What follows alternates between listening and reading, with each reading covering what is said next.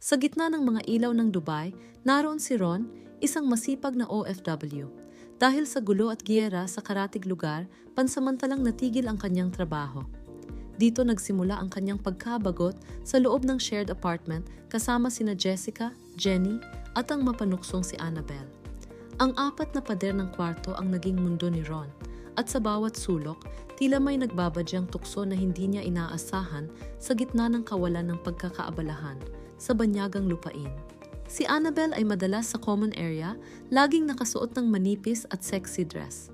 Tuwing uupo ito sa kama para mag-cellphone, hindi maiwasan ni Ron na mapatingin sa kanyang makinis na mga binte. "Ron, ang init no? Parang masarap maligo," sabi ni Annabelle habang hinahawi ang buhok. Hindi nakasagot si Ron, lunok lang ng lunok habang sinusundan ng tingin ng dalaga hanggang sa pumasok ito sa banyo. Ramdam niya ang bilis ng tibok ng kanyang puso at ang tindi ng kaba sa dibdib at tash. Alam ni Ron na mali, pero tila nabingi na siya sa paligid. Nakita niya ang isang maliit na butas sa pinto ng banyo at dahan-dahang sumilip. Laking gulat niya nang makita ang mata ni Annabelle sa kabilang panig. Imbes na magalit, isang matamis at mapanuksong ngiti ang ibinigay ng dalaga bago nagpatuloy sa pagligo. Napaatras si Ron, pawis na pawis at gulo ang isip. Simula noon, naging laro na ang bawat segundo at bawat sadyang pagdikit ng braso ni Annabelle sa kanya sa kusina. "Ron, nahihirapan ka na ba sa sitwasyon natin?" Tanong ni Annabelle habang silang dalawa na lang ang gising. "Ang hirap, lalo na kapag ganito kalapit ang tukso," sagot ni Ron. Tumawa lang si Annabelle, isang tawang tila ng aakit. Matapos ang tensyon kay Annabelle, isang bagong pagsubok ang dumating kay Ron sa katauhan ni Jessica. Si Jessica ay may maputing kutis na tila nagliliwanag sa loob ng boarding house sa Dubai. Dahil walang pasok gawa ng giyera, ang atensyon ni Ron ay unti-unting nakuha ng pale skin lady na ito. Si Jessica ay hindi agresibo, ngunit ang kanyang pagiging mapaglaro ay mas banayad at mas malalim ang tama sa isipan ni Ron, na pilit na nagpapakamatino sa banyagang lupain. Isang umaga habang nagluluto si Ron, sumiksik si Jessica sa tabi niya para tignan ang ulam. Ang lamig at lambot ng kanyang balat na dumikit sa braso ni Ron ay tila kuryenteng dumaloy sa buong katawan nito. "Ron, ang bango ah!" bulong ni Jessica habang kinukurot ang tagiliran ni Ron. Ang bawat tawa ng dalaga ay tila musika ng isang sirena na mahirap iwasan. Hindi na alam ni Ron kung sa niluluto ba siya titingin o sa mapupulang labi ni Jessica na bumabagay sa puti ng kutis nito. Dahil sa lockdown, lalong naging nakakagigil ang presensya ni Jessica. Mahilig siyang mag-imbita ng movie marathon at sadyang isinisiksik ang sarili kay Ron sa ilalim ng kumot dahil daw sa lamig ng aircon. "Ron, tignan mo oh, ang puti ko na lalo," biro niya habang hinahawakan ng kamay ni Ron para ilapat sa kanyang braso. Ang bawat haplos at bangon ng leeg ni Jessica ay tila nagpapalimot kay Ron sa labas ng mundo, habang ang tukso ay unti-unting nagiging visual at pisikal. Isang hapon, habang nag-aayos si Ron ng gamit, pumasok si Jessica sa kwarto para manghiram ng charger. Suot ang isang manipis na puting sando, tila walang pakialam si Jessica kahit na bakas ang kanyang figura. "Ron, help naman, hindi ko maabot ang saksakan," pa-cute niyang sabi. Habang tumutulong si Ron, sadyang idiniit ni Jessica ang kanyang likod sa dibdib ni Ron. Ramdam ni Ron ang init ng hininga nito at ang bango ng bagong ligo niyang buhok na lalong nakakatukso. Hindi tumitigil si Jessica sa kanyang mga moves. Habang kumakain sila ng hapunan kasama ang iba, pasimple niyang nilalaro ang paa ni Ron sa ilalim ng mesa gamit ang kanyang mga daliri sa paa. Nanlaki ang mata ni Ron pero hindi siya makakilos dahil baka makahalata ang iba.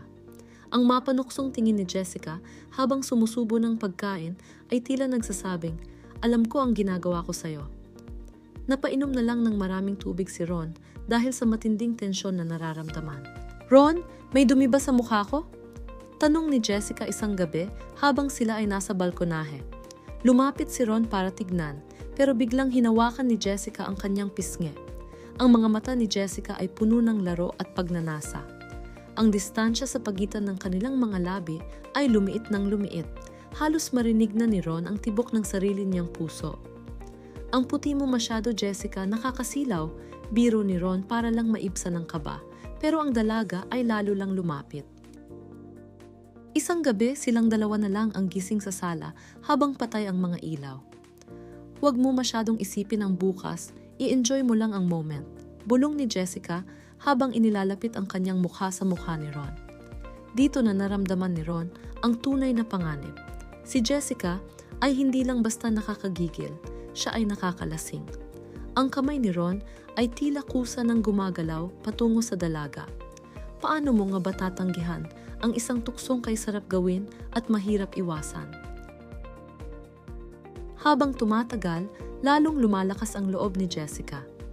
Minsan ay magkukunwari siyang natatakot sa ingay ng hangin sa labas para lang makayakap kay Ron. "Protect me, Ron," bulong niya sa madilim na pasilyo. Ang kapit ni Jessica sa braso ni Ron ay mahigpit at ang lambot ng kanyang katawan ay tila sumusuko na sa pagnanasa ni Ron. Ang bawat gabi sa Dubai ay naging isang serya ng mga nakaw na sandali, puno ng mga bulong at mga haplos na hindi dapat nararamdaman ng dalawa. Ngunit sa kabila ng lahat, may konsensyang kumakatok kay Ron. Naaalala niya ang kanyang mga pangarap, pero tuwing makikita niya si Jessica na nakasuot ng maikling shorts at naglalakad ng marahan, tila naglalaho ang lahat ng moralidad. "Bakit ba ganito kakatukso?" tanong ni Ron sa sarili. Si Jessica naman ay tila alam ang epekto niya. Lalo siyang nagpapaganda at lalong nagpapakita ng kanyang maputing kutis na tila ba isang premyo na naghihintay na makuha ni Ron.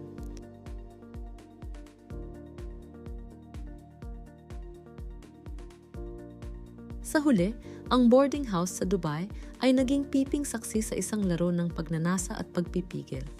Si Ron, ang masipag na OFW, ay nahaharap sa pinakamalaking hamon ng kanyang buhay. Hindi ang giyera, kundi ang mapaglaro at nakakagigil na si Jessica. Tuluyan na kaya siyang mahuhulog sa bitag ng maputing kagandahan na ito o makakahanap siya ng lakas para tumayo at umiwas?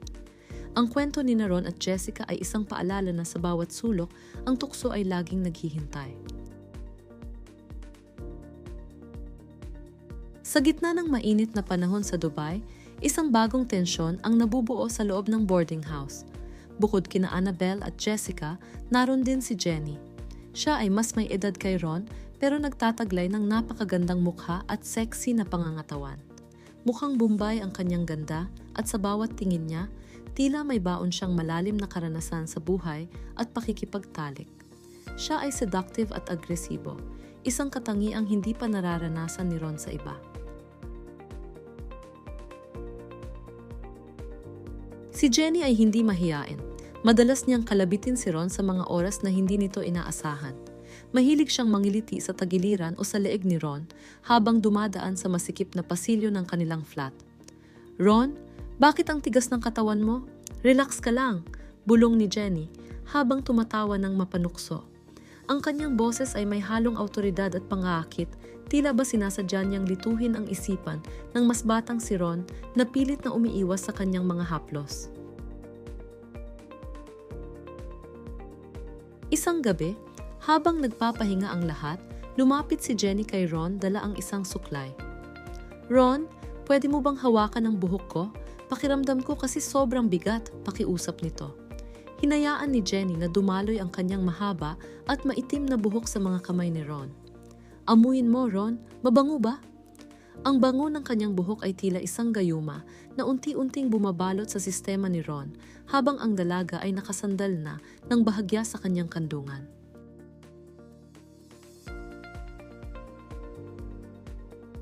Dahil sa dami ng karanasan ni Jenny, alam niya kung paano basahin ang katawan ng lalaki. Alam niyang natutukso na si Ron, kaya lalo niyang hinahamon ang pasensya nito. "Alam mo, Ron, sa Dubai, kailangan natin ng makakasama para hindi tayo malungkot. I can show you things you've never imagined," matapang na sabi ni Jenny. Ang kanyang pagiging agresibo ay nagbibigay kay Ron ng kakaibang kaba. Isang kabang hindi mo alam kung tatakbo ka palayo o lalo kang lalapit.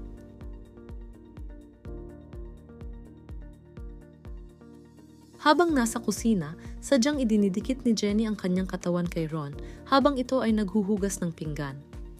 "Tulungan na kita," sabi niya, pero ang kanyang mga kamay ay hindi sa pinggan na pupunta kundi sa bewang ni Ron.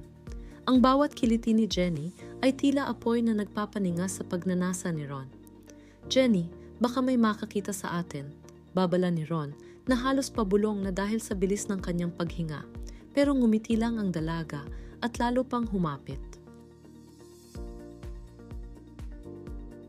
Dumating ang pagkakataong silang dalawa lang ang naiwan sa boarding house dahil ang iba ay lumabas para mamili. Ang katahimikan sa loob ng bahay ay lalong nagpabigat sa atmosfera.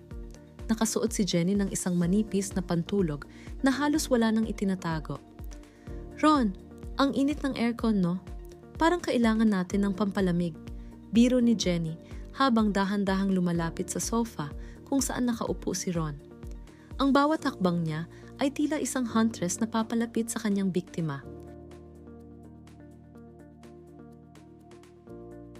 Umupo si Jenny sa tabi ni Ron at muling ipinamalas ang kanyang mapanuksong ugali.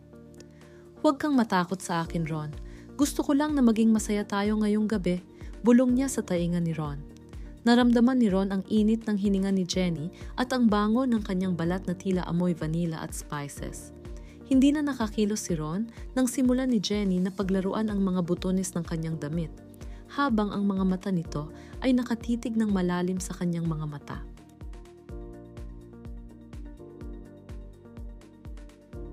Dahil sa karanasan ni Jenny, alam niya kung paano kontrolin ang sitwasyon. "Gusto mo bang hawakan ang buhok ko ulit?" tanong niya habang inilalagay ang kamay ni Ron sa kanyang batok. Ang lambot ng balat ni Jenny at ang kanyang mapang-akit na tingin ay tila nagpaguho sa huling depensa ni Ron. "Ang ganda mo, Jenny," sambit ni Ron na hindi na mapigilan ang sarili. Ang agresibong paraan ni Jenny ay nagbunga na dahil ang dating umiiwas na si Ron ay siya na ngayong tumutugon.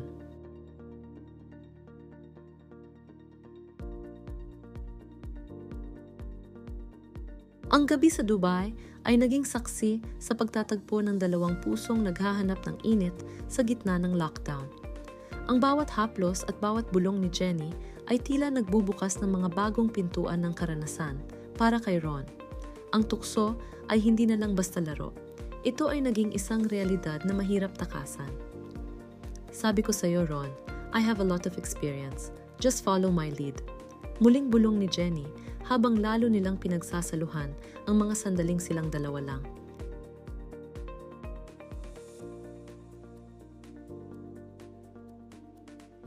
Sa huli, ang boarding house na dati ay lugar lamang ng pahinga ay naging pugad ng isang bawal at mapangahas na ugnayan.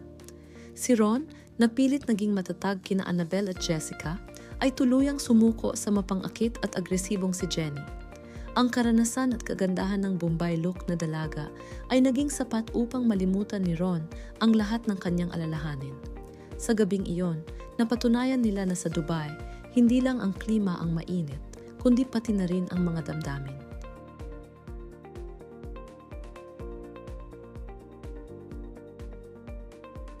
Maraming salamat sa inyong panunood. Ano sa tingin nyo, kanino dapat mahulog ang loob ni Ron? Kay Annabelle, Jessica, o sa mapangahas na si Jenny? I-comment ang inyong opinyon sa baba. Huwag din kalimutang i-like ang video na ito at mag-subscribe sa ating channel para sa susunod na kabanata ng buhay ni Ron sa Dubai. Pindutin ang notification bell para lagi kayong updated sa ating mga bagong uploads. Hanggang sa muli, ito ang Miss Sasha Channel. Ingat po kayong lahat.